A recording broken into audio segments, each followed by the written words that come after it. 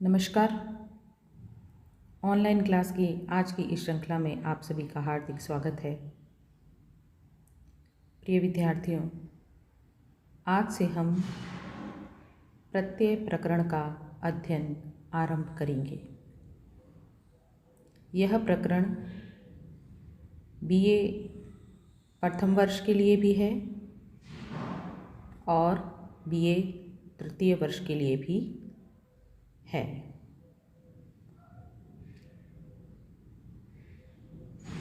सबसे पहले हम प्रत्यय की पृष्ठभूमि को समझेंगे। प्रत्यय की परिभाषा देते हुए संस्कृत के व्याकरण ग्रंथों में कहा गया है, प्रतीयते विधीयते इति प्रत्यय, अर्थात ऐसे शब्दांश जो विभक्ति रहित मूल शब्द के अंत में जुड़ करके उसके अर्थ में परिवर्तन कर देते हैं, उन्हें प्रत्यय कहते हैं। प्रत्ययों का विधान प्रत्ययः और परश्च इन दो सूत्रों के अधिकार में किया जाता है। विभक्ति रहित मूल शब्द को संस्कृत व्याकरण में प्रकृति कहा जाता है। यह प्रकृति दो प्रकार की होती है, एक धातु और दूसरी प्रातिपदिक। इस प्रकार किसी भी धातु अथवा प्रातिपदिक शब्द को अर्थपूर्ण बनाने के लिए उसके अंत में जो कोई भी शब्दांश जोड़ा जाता है उसे प्रत्यय कहते हैं। जैसे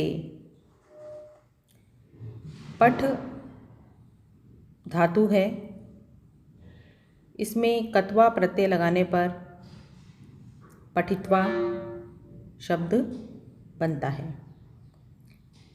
लिख धातु है, यह प्रकृति भी है, इससे तिङन्त प्रत्यय तिप करने पर लिखति बनता है।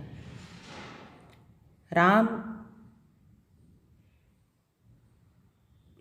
शब्द प्रकृति है, इससे सुबंत प्रत्यय सु करने पर रामः शब्द निष्पन्न होता है।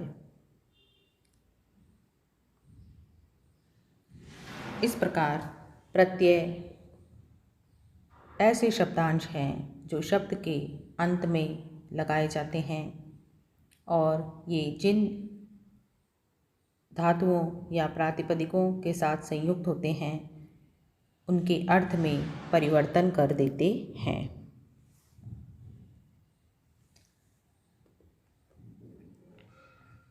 प्रकृति दो प्रकार की होती है, धातु और प्रातिपदिक। इस प्रकृति के आधार पर प्रत्यय भी दो प्रकार से विभक्त हैं, एक धातुओं से लगने वाले प्रत्यय और दूसरे शब्दों से लगने वाले प्रत्यय। धातुओं से लगने वाले प्रत्यय पुनः दो प्रकार के होते हैं, तिङ् संबंधित और तिङ् भिन्न प्रत्यय। इन तिङ् भिन्न प्रत्ययों को कृत प्रत्यय भी कहते हैं। शब्दों से लगने वाले प्रत्यय पुनः दो प्रकार के होते हैं, तद्धित प्रत्यय और स्त्री प्रत्यय।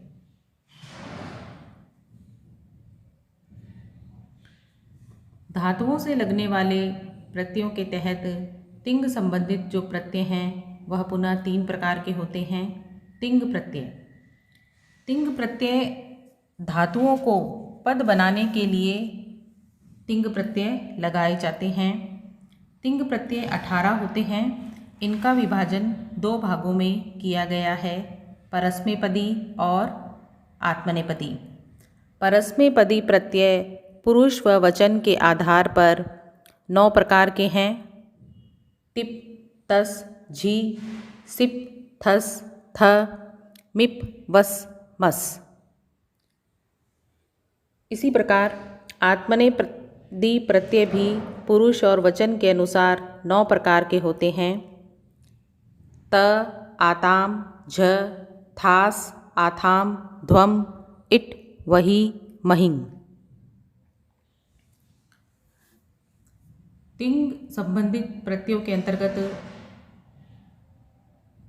दूसरे प्रकार के प्रत्यय हैं सन और यंग प्रत्यय। इनमें प्रत्यय करने के बाद पुनः धातु संज्ञा करनी पड़ती है। और तीसरे प्रकार के तिंग संबंधित प्रत्यय हैं विकिरण प्रत्यय। यह धातु और तिंग प्रत्ययों के मध्य लगाए जाते हैं। तिंग भिन्न प्रत्ययों के अंतर्गत कृत प्रत्यय आते हैं। धातुओं के साथ जुड़ने वाले प्रत्यय कृत प्रत्यय कहलाते हैं और कृत प्रत्यय से बने शब्द कृदंत कहलाते हैं। धातुओं से तात्पर्य यहाँ पर क्रियापदों से हैं, जैसे पठ, हस, लिख, नम, गम, वद इत्यादि। कृत प्रत्यय या फिर तिंग भिन्न प्रत्ययों को 3 भागों में बांटा गया है: कृत्य प्रत्यय, पूर्वकृत प्रत्यय और उत्तरकृत प्रत्यय। इनमें कृत्य प्रत्यय 7 प्रकार के हैं: यत, णयत, तव्यत, तव्या, अनियर, केलिमर और कयप। शब्दों से लगने वाले प्रत्यय 2 प्रकार के होते हैं: तद्धित प्रत्यय और स्त्री प्रत्यय। इनमें शब्दों से तात्पर्य ऐसे संज्ञा या सर्वनाम शब्दों से है जिनके शब्द रूप चलते हैं। इन शब्दों या प्रातिपदिकों के साथ जो प्रत्यय लगाए जाते हैं उन्हें तद्धित प्रत्यय कहते हैं। इस प्रकार किसी संज्ञा, सर्वनाम आदि शब्दों के साथ जुड़ने वाले प्रत्यय तद्धित प्रत्यय कहलाते हैं। तद्धित प्रत्यय से बने शब्द तद्धितांत कहलाते हैं।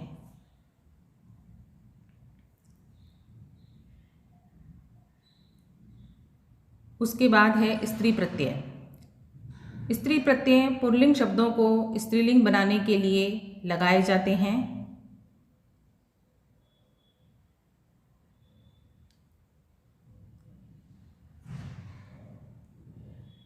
इस प्रकार संक्षेप में हम एक चार्ट के माध्यम से प्रत्ययों का विभाजन देखेंगे। सबसे पहले प्रत्यय 2 प्रकार के हैं, एक धातु के रूप में और दूसरा शब्द रूप से लगने वाले प्रत्यय। धातु से लगने वाले प्रत्ययों को फिर 2 भागों में बांटा गया है: तिंग संबंधी प्रत्यय और तिंग भिन्न प्रत्यय। तिंग संबंधी प्रत्ययों को पुनः 3 भागों में बांटा गया है: तिंग प्रत्यय, सन, यंग आदि प्रत्यय और विकिरण प्रत्यय। उसके बाद तिंग भिन्न प्रत्यय, जिसे कृत प्रत्यय भी कहते हैं, इन्हें 3 भागों में बांटा गया है: कृत्य प्रत्यय, पूर्व कृदंत और उत्तर कृदंत प्रत्यय। उसके बाद शब्दों से लगने वाले प्रत्ययों को 2 भागों में बांटा गया है: तद्धित प्रत्यय और स्त्री प्रत्यय। हमारे पाठ्यक्रम में 2 प्रकार के प्रत्यय निर्धारित हैं: कृत प्रत्यय और तद्धित प्रत्यय। कृत प्रत्यय धातु रूपों के साथ में लगाए जाते हैं और तद्धित प्रत्यय शब्दों के साथ लगाए जाते हैं। कृत प्रत्यय और तद्धित प्रत्यय को हम एक उदाहरण के माध्यम से समझेंगे। सबसे पहले हस के साथ में कत प्रत्यय लगा है। यहाँ पर हस प्रकृति है और कत प्रत्यय है। हस के साथ में कत प्रत्यय लगने पर हसिता शब्द बनता है, जो कि कृदंत है। उसके बाद पठ धातु है, उससे कत्वतु प्रत्यय लगा है। यहाँ पर पठ प्रकृति है और कत्वतु प्रत्यय है। पठ से कत्वतु प्रत्यय करने पर पठितवान शब्द बनता है, जो कि कृदंत शब्द है। तीसरे उदाहरण में वसुदेव से अण प्रत्यय करने पर वासुदेव बना है। वसुदेव यहाँ प्रकृति है, अण प्रत्यय है और वासुदेव तद्धितांत शब्द है। चौथे उदाहरण में धन से मतुप प्रत्यय करने पर धनवान शब्द बना है। यहाँ पर धन प्रकृति है, मतुप प्रत्यय है और धनवान तद्धितांत शब्द है। साथियों, बीए प्रथम वर्ष के पाठ्यक्रम में कृत प्रत्यय से संबंधित प्रकरण निर्धारित है। इसके तहत हम तव्यत, अनियर, यत, कयप, णयत, क्षत्रि, शानच, कत्वतु, कत्वा, लयप और तुमुन प्रत्ययों का अध्ययन करेंगे। ये सभी कृत प्रत्यय बीए प्रथम वर्ष के पाठ्यक्रम के लिए निर्धारित है। बीए तृतीय वर्ष के पाठ्यक्रम के तहत कृत प्रत्यय भी निर्धारित है और तद्धित प्रत्यय भी निर्धारित है। कृत प्रत्यय इकाई 3 में है और तद्धित प्रत्यय इकाई 4 में है। कृत प्रत्ययों के तहत बीए तृतीय वर्ष के पाठ्यक्रम में णमूल प्रत्यय, त्रच प्रत्यय, अण प्रत्यय, अच, ल्यू, णीनी, घै, अप, खल और णमूल प्रत्यय है।